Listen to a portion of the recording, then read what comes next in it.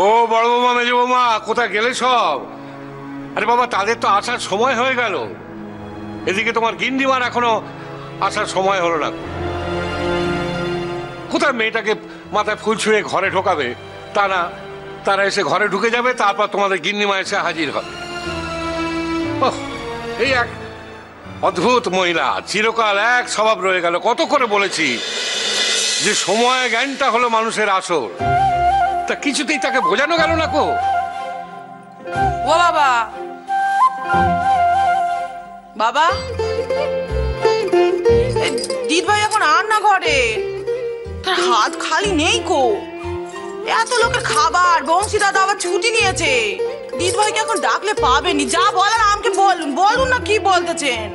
তোমাকে আর কি বলবো, কথাটা হচ্ছে তোমার গিন্নিমাকে নিয়ে। তো সাহেব দাদু ভাই তো দিদিভাইকে নিয়ে 2-5 মিনিটের মধ্যে চলে আসবে। তার মধ্যে যদি তোমার গিন্নিমার পুজো দেওয়াটা শেষ না হয়, তাহলে মেয়েটা ওই ফুল বাতাসা পাবে কোত্থেকে? ও বাবা, মা তো সে কথা জানে। মা তো এখনই চলে আসার কথা, তার ঠিক খেয়াল থাকবে। আপনি দেখুন, এই মা চলে এলো বলে।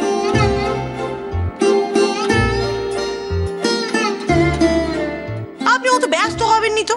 আপনার ব্যস্ত হওয়ার রোগ আর গেল নি বাবু।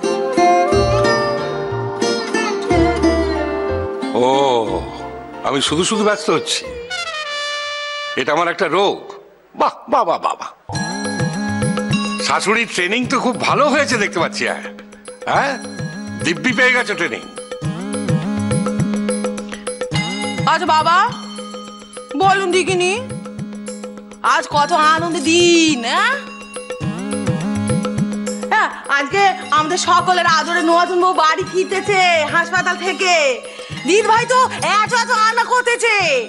আজ নাকি 10-12 রকমের পদ করে দিদ ভাই খাওয়াবে। নাকি সে হাসপাতালে ছিল তো, তার ভালো করে যত্ন আত্মি হয় নেকো। তাই দিদ ভাই ফোন করেছে যে যতদিন আগের মতো শরীর ভালো হচ্ছে, ততদিন দিদ ভাই তার দায়িত্ব নেবে, ভালো ভালো খাওয়াবে, শরীর সুস্থ করবে। আজ কত আনন্দের দিন, বাড়িতে মহোৎসব হচ্ছে। আর আপনি আপনি কিনা আমাকে বকবকি করছেন না? আপনি আগে এরকম ছিলেন না, আগে এত বকতেন নে। এখন আপনি বড্ড খিটখিটে হয়ে যাচ্ছেন বাবা।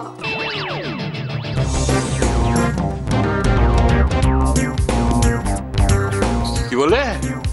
আমি খিটখিটে? শাশুড়ির ধ্বজাখানা একেবারে খুব ভালোভাবে ধরে রেখেছো।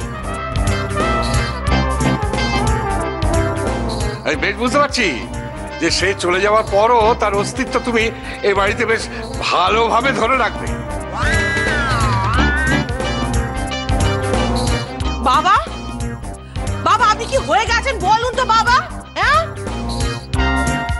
আমাদের মা, আমাদের জল জ্যান্ত মা চোখের সামনে ঘুরে ফিরে হেঁটে চলে বেড়াচ্ছে, আর আপনি কিনা তার চলে যাওয়ার কথা বলতেছেন। এইসব কি অলক্ষণে কথা বলতেছেন? এসব কথা কেউ বলে নাকি?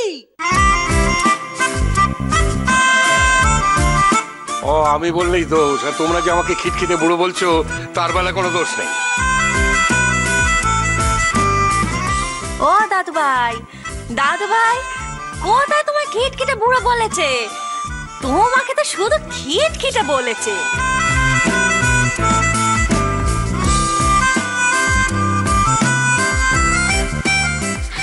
না বাপু, আমাদের এই খিটখিটে দাদু ভাই ভালো। যখন যা বলি তখন তাই শোনে।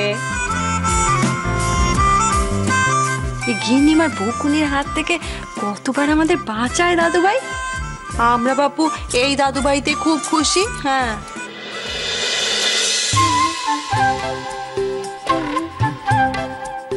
আর শুধু কি বাঁচায়, আমাদের কত শখ মেয়েটার। আমাদের যা যা পছন্দ তা তো নুকিয়ে নুকিয়ে আমরা দাদু ভাইকেই বলি, তাই না? আর দাদু ভাই তো তা আমাদের এনে এনে দেয়।